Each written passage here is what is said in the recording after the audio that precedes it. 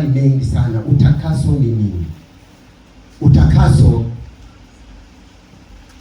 ni kutengwa na dhambi, kuwekwa wakfu kwa ajili ya Mungu na kubadilishwa maisha na tabia. Haleluya! Hiyo ndiyo tafsiri ya utakaso, ni kutengwa na dhambi au kukaa mbali na dhambi au kwa ajili ya kusudi la Mungu au kubadilishwa maisha na tabia na mwenendo wa mwanadamu. Haleluya!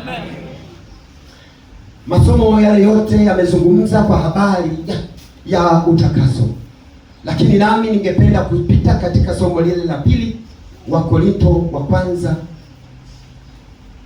sura ile ya 6, sura ile ya 6 na mstari ule wa 11. Nikapite pale hapo, tunaendelea kadri Roho atakavyotuongoza. Haleluya! Wakorinto wa kwanza sura ile ya 6 na mstari ule wa 11. Aliyefika anaweza kunisaidia kusoma pale.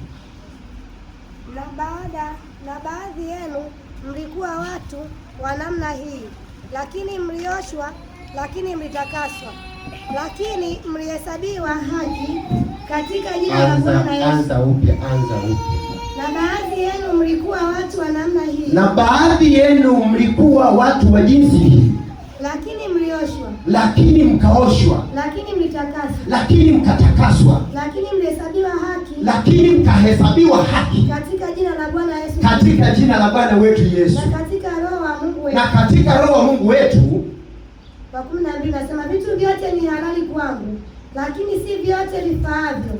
Vitu vyote ni halali kwangu, lakini mimi sitatiwa chini ya uwezo wa kitu chochote. Bwana Yesu asifiwe.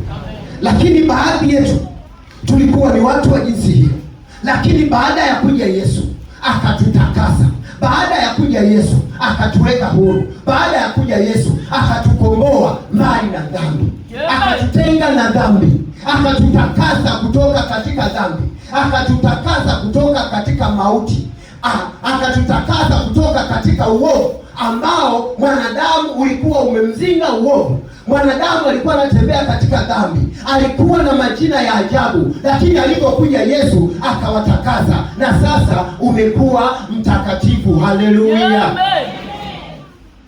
Umetengwa kwa ajili ya Mungu, amekutakasa na dhambi, amekuweka mbali na uovu, umekuwa mtakatifu wa Mungu. Kwa nini? Kwa sababu Kristo alipokuja akakufia wewe, akakukomboa na dhambi. Sasa umetengwa, sasa umetakaswa, sasa amekubadilisha maisha, unaitwa leo mtakatifu. Haleluya! Walikuwa wanakuita wewe mlevi, lakini leo wanakuita leo mtakatifu. Haleluya! Fungua Isaya 52. Tuzungumze nabii Isaya anasema nini kwa habari ya utakaso. Isaya 52. Sasa tumetengwa, tumekuwa watakatifu, ametukomboa. Isaya naye anazungumza nini kwa habari ya utakaso? Isaya 52 mstari wa 11. Aliyefika anaweza kunisaidia kusoma Isaya 52:11.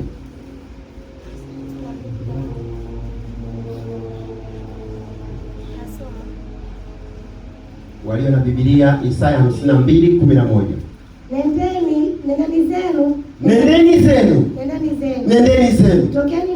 Tokeni humo. Msiguse kitu kichafu. Msiguse tena kitu kichafu. Tokeni kati yake.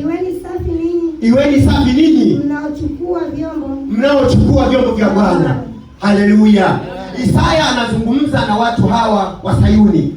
Anasema nendeni zenu, zimeandikwa mara 2 pale. Nendeni zenu, tokeni humo, kwa sababu ninyi mlishakombolewa na Bwana, ninyi mnaobeba utakatifu wa Mungu, ninyi ambao mmeshamkana shetani na nguvu zake. Sasa anasema tokeni huko, mkatengwe nao, msiguse tena hiyo dhambi. Haleluya!